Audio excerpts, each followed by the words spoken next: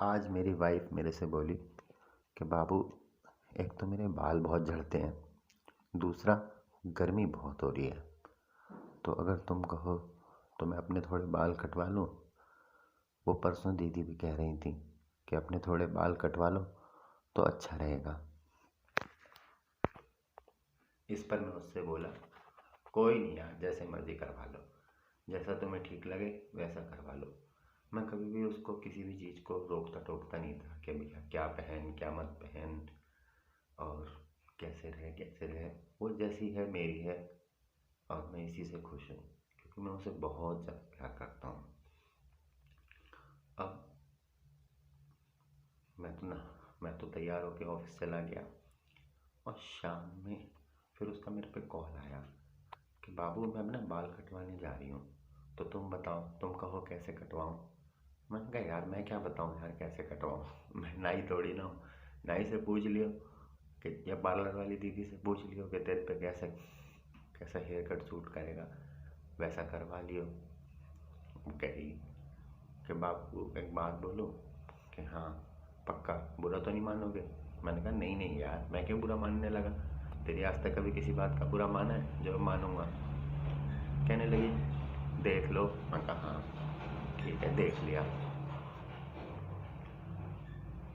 तेरे को जैसा ठीक लगे वैसा करवा ले, मुझे कोई दिक्कत नहीं है। कही देख लो, चलो ठीक है। अब अब थोड़ी देर बाद उसके पास मेरा फ़ोन आया कि बाबू मैंने हेयर कट करवा लिया है।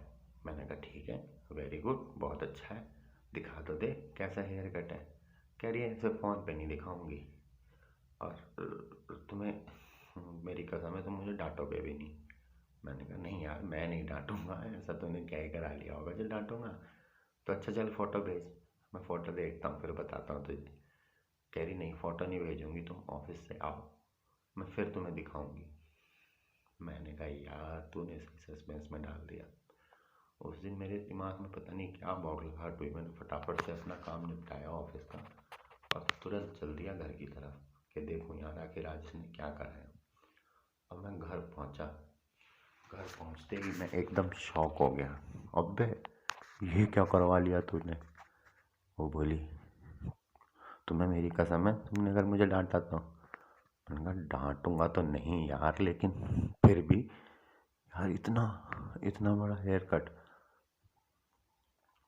कह रही यार, मेरे पास आके बैठी और प्यार से बोली कि यार बाल ही तो हैं, आ जाएंगे, गर्मी भी तो कितनी हो रही है। मैं तो कहती हूँ तुम भी ये हेयर कट करवा लो। कसम से उसके कमर तक लंबे बाल थे और उसने एकदम से जो बाल कटवाए, कसम से मेरी तो बुद्धि हिल गई। मैंने कहा भाई ऐसा हेयर कट करवा क्यों लिया तूने। मैं वो बोली कि वो ना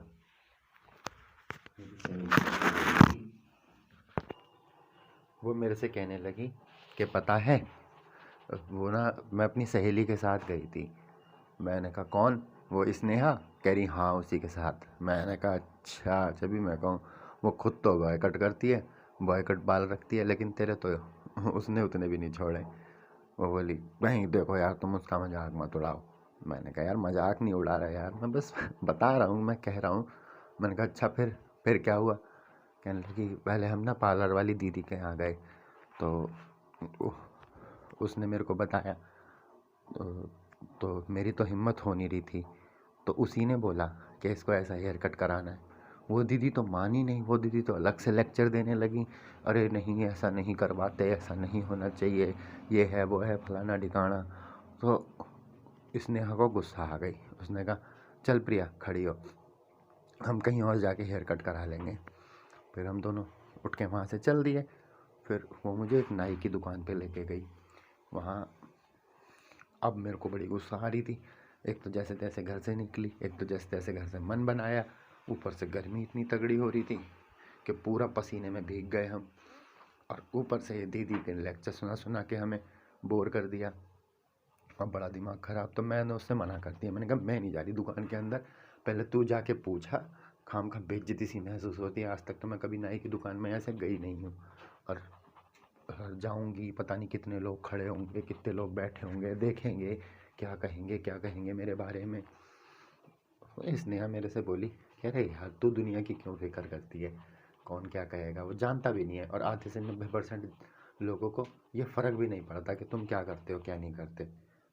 मैंने कहा नहीं, चाहे कुछ भी हो मैं नहीं जा रही, तू अंदर जाके पहले पता करके आ, फिर मैं अंदर आ जाऊंगी।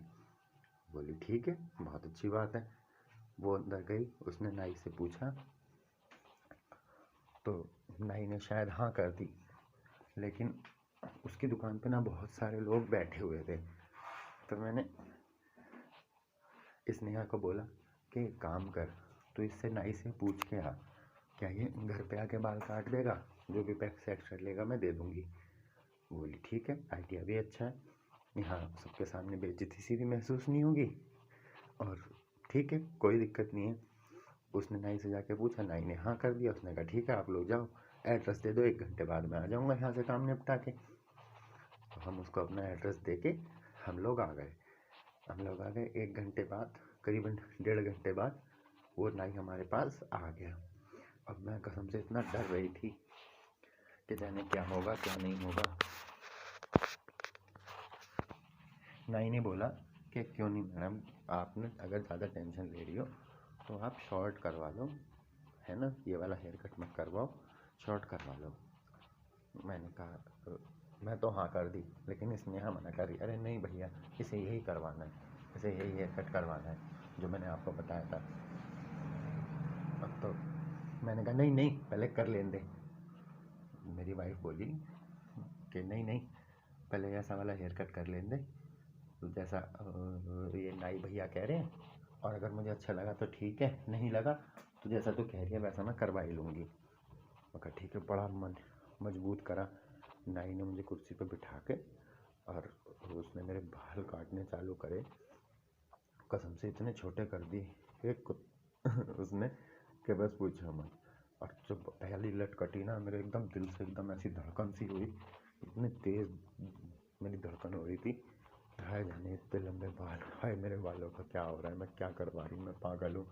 और जब अब कट भी गए अब मना भी नहीं कर सकते कि क्या है क्या नहीं है।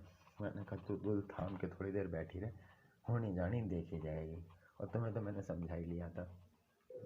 तो इस पर फिर मैं बोला अच्छा, इतना इतना डर लगता है बाल कटवाते थे।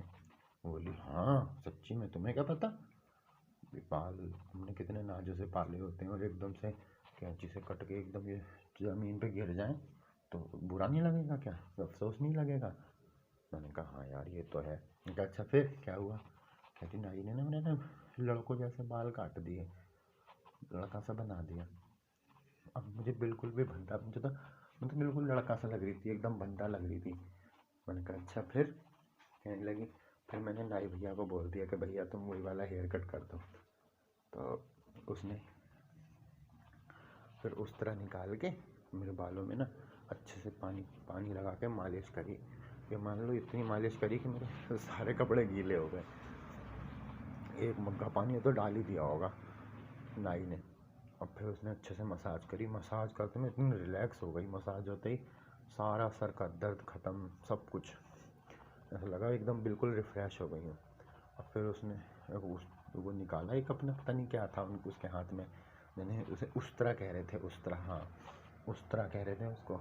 और उसने उसमें ब्लेड तोड़ के आधा ब्लेड उसमें लगाया, मेरा सर झुकाया, मेरे पीछे खड़ा हो गया, और उसने जो पहला स्ट्रोक लगाया उस तरह रख के मेरी स्किन पे फिराया ना, मतलब वो मेरे पीछे खड़ा हो गया, और उसने सर के पीछे जहाँ तुम जब टकले होकर आते हो तो चोटी रखाते हो ना, वहीं से उसने उस तरह चलाना चालू करा।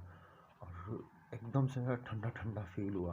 और जब उस तरह चल रहा था ना, तो यार बस मैं क्या बताऊँ, इतने गूज़बम्प उठ रहे थे मेरी बॉडी में, और बस एकदम इतना इतना ठंडा लग रहा था।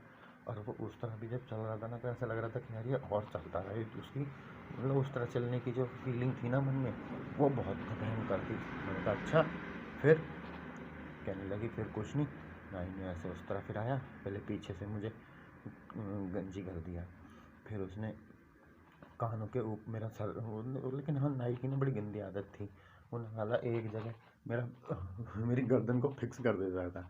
उसने हाथ से पकड़ा और मैं बार बार उठा लेती थी। उसने काम करा, मेरा अपने एक हाथ से तो मेरा सर पकड़ लिया और वो दूसरी तरफ झुका दिया और मुझे उस तरह फिर आने लगा मेरे सर पे।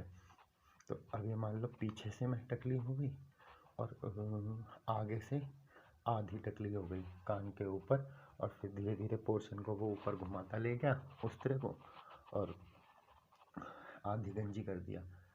फिर मैंने कहा एक काम करो भैया, मुझे 1 मिनट दो, तो मुझे शीशे में एक बार को देखना है। इसने ने मेरे फोटो वगैरह खींची, मेरा मजाक सा हंस रही थी। मैंने कहा हंस ले बेटा, हंस ले हंस ले हंस ले। एकदम मतलब शुरुआत में तो एकदम बड़ा डर का माहौल था, लेकिन जब एक बार उस तरह चल गया ना, फिर वो माहौल धीरे धीरे धीरे धीरे ख़त्म हो गया, हंसी मजाक का माहौल हो गया और मेरा भी जो अंदर से डर था ना वो ख़त्म हो गया पूरा। और अब तो मैं पूरा कॉन्फिडेंट थी कि अब तो होना ही है। और फिर उसने मेरे बाकी सर पे भी उस तरह फिरा के मुझे गंजी कर दिया। फिर मैंने अपने सर पे हाथ फेरा, मुझे इतना ठंडा ठंडा लग रहा था, इतना इतना रिलैक्स फील हो रहा था। लेकिन फिर इसने यहाँ बोली कि नहीं नहीं, उसने मेरे सर पे हाथ फिरा के बोला नहीं नहीं भैया अच्छे से और चिकना करो, ये अच्छे से चिकना नहीं हुआ। मैंने कहा था पागल हो तो गए यार, कट तो कमाल, और कितने कटेंगे। उसने बोली तुझे नहीं कटा, मैं तो कई बार करा चुकी हूँ। बोली ठीक है, भाई भैया इसके ना सर पे शेविंग क्रीम लगा के और उल्टा उस तरह चला दो। उन्होंने कहा ठीक है ऐसा ही कर देता हूँ। उसने फिर शेविंग क्रीम लगाई, दूसरा नया ब्लेड लगाया और उल्टा उस तरह चला दिया। मतलब कि तुम समझ सकते हो यार कि बाल अगर मेरे नीचे पीछे को जा रहे हैं तो उसने उल्टी साइड में उस तरह चला दिया। अब फिर उसने क्या ना स्प्रे मारा, इतनी जलन हुई, मैं तो एकदम से जीव हुआ कि कुर्सी से उछल पड़ूं, लेकिन बहुत जलन हुई। फिर धीरे धीरे जलन शांत हो गई। फिर उसने तौलिया से अच्छे से साफ कर दिया मेरा पूरा सर और फिर एक हल्का सा एक लोशन लगाया फिर सर पे। और मैंने जब फिर इसने यहाँ हाथ फिराया मेरे सर पे, कह रही अब देख पहले और अब में कितना फर्क है। मैंने एकदम सर पे हाथ फिराया, एकदम चिकना हो गया था। मैंने बोला अच्छा, कह रही हाँ, कह रही अब हुआ, अब आया ना मज़ा। वो कहा हाँ। फिर हमने नाई को पैसे दिए, नाई चला गया और मैंने कहा अच्छा जब इतना कुछ हो गया अब कैसा लग रहा है। कह रही कसम से बाबू बहुत अच्छा लग रहा है, और बहुत अच्छा लग रहा है। मैंने कहा अच्छा तुम्हें कैसा लग रहा है। उसने पलट के मुझसे क्वेश्चन किया। मैंने कहा तुझे अच्छा लग रहा था, मेरा तो मन कर रहा है कि तू तो हो ही गई, अब मैं भी जाके नाई से जाके गंजा हो आऊँ, फिर दोनों टकला टकली साथ घूमेंगे। चलो ठीक है, थैंक यू वेरी मच।